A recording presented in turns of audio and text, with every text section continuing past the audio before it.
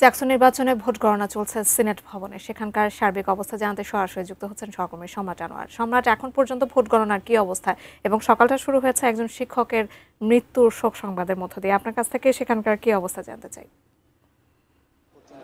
আমরা যেটি জেনেছি যে 17টি হলের যে ভোটে গণনা সেটি ইতোমধ্যে শেষ হয়েছে। আপনারা জানেন যে জাহাঙ্গীরনগর বিশ্ববিদ্যালয়ের 21টি হল রয়েছে এবং এই 21টি হলেই কিন্তু কালকে নির্বাচন হয়েছে এবং সেই হিসাব করলে এখন পর্যন্ত আরো 4টি হলের ভোট গণনা বাকি আছে। আমার সহকর্মী যদি একটু দেখায় যে আমরা যে জায়গাটিতে দাঁড়িয়ে আছি একদম সিনেট ভবনের যে জায়গাটিতে এখন ভোট গণনার কার্যক্রম চলছে, সবাই আলাদা আলাদা করে বসেছেন, আলাদা আলাদা যে টেবিলগুলো স্থাপন করা হয়েছে সেই সব টেবিলে ভোট গণনা চলছে এবং পুরো প্রক্রিয়াতে কিন্তু এখানে ম্যানুয়াল পদ্ধতিতে হচ্ছে।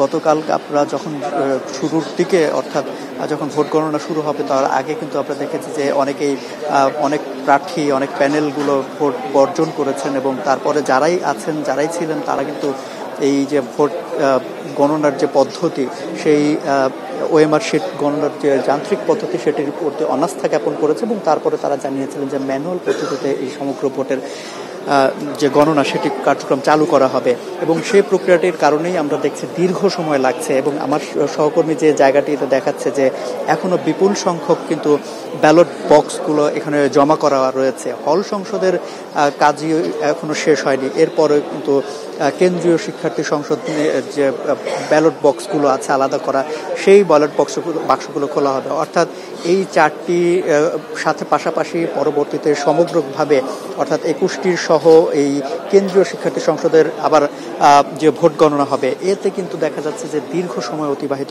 হয়েই যাবে। এর মধ্যে আবার একটি দুর্ঘটনাও ঘটেছে। সকালে এখানে এই ভোট গণনার দায়িত্ব পালন করতে এসে একজন শিক্ষক এখানে অসুস্থ হয়ে পড়েন এবং তাকে যখন হাসপাতালে নিয়ে যাওয়া হয় তখন সেই কর্তব্যরত চিকিৎসক তাকে মৃত ঘোষণা করেন। সেই শিক্ষকের মরদেহ ইতোমধ্যে ক্যাম্পাসে নিয়ে আসা হয়েছে, আমাদের আগের সহকর্মী জানিয়েছেন এবং সে কারণে এখানকার যে কার্যক্রম সেই কার্যক্রমে কিছুটা ধীরগতি আমরা দেখতে পাচ্ছি যে সেখানে যাওয়ার কারণে অনেকেই আছেন যারা এখান থেকে আলাদা আলাদাভাবে কিছু শিক্ষক অর্থাৎ যারা নির্বাচন পরিচালনার কাজে দায়িত্বে নিয়োজিত ছিলেন তাদের কয়েকজন এখান থেকে গিয়েছিলেন এবং সে কারণে এখানেও কিছু ধীরগতি আমরা লক্ষ্য করছি। সামগ্রিকভাবে তারা যেটি বলছেন যে তারা চেয়েছিলেন যে জুমার নামাজের আগে হয়তোবা এখানের যে হল সংসদের নির্বাচনের যে ফলাফলটি তারা সেটি অন্তত গণনা শেষ করবেন, কিন্তু আমরা এখন পর্যন্ত যেটি দেখতে পাচ্ছি যে 12টা আর বেশি বাজছে কিন্তু এখনো আমরা দেখছি যে অনেকগুলো হল সংসদের ব্যালট বক্স এখানেই আছে, অর্থাৎ তারা এখনো ধরতেই পারেনি। তো সেই হিসেবে আমরা বলতেই পারি যে জামাতের যে বিরতিটা হবে তারপরও যথারীতি হল সংসদের যে ভোট গণনা সেটিও কিন্তু চলমান থাকবে। তারপরে কেন্দ্রীয় সংসদের যে আলাদা ব্যালট বক্সগুলো আছে সেগুলো তারা খুলবেন, তারপরে তারা ভোট গণনা করবেন। অর্থাৎ সবকিছু মিলে বলা যায় যে সময়টা যে দীর্ঘ হয়েছে সেই দীর্ঘ সময়টা আরো দীর্ঘতর হবে। তো আমাদের অপেক্ষা করতে হবে সে সময় পর্যন্ত।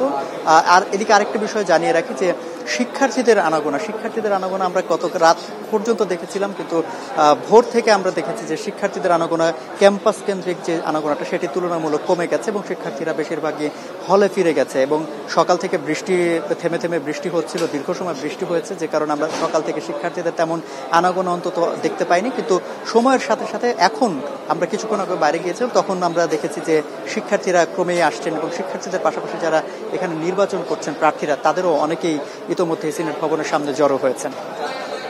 জাকিয়া।